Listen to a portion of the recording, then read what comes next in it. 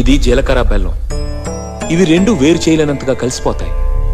పెళ్లి తర్వాత భార్యాభర్తలు కూడా జీవితాంతం అలా కలిసి ఉండాలని ఇవి తలపై పెట్టిస్తాయి.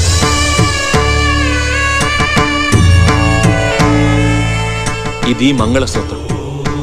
మంగళం అంటే పవిత్రత, సూత్రం అంటే తాడు.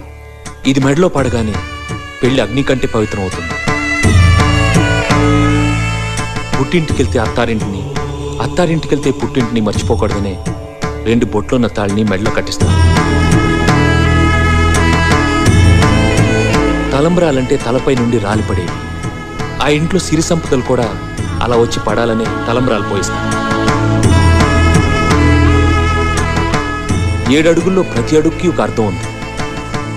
ఒకరి వెంట ఒకరు 7 అడుగులు నడిచి 6వ ప్రాణంగా 5వ తనాన్ని మూటగట్టుకొని 4 దిక్కుల సాక్షిగా 3 ముళ్ల బంధంతో 2 జీవితాలు ఒకటయ్యేదే పెళ్ళంటే.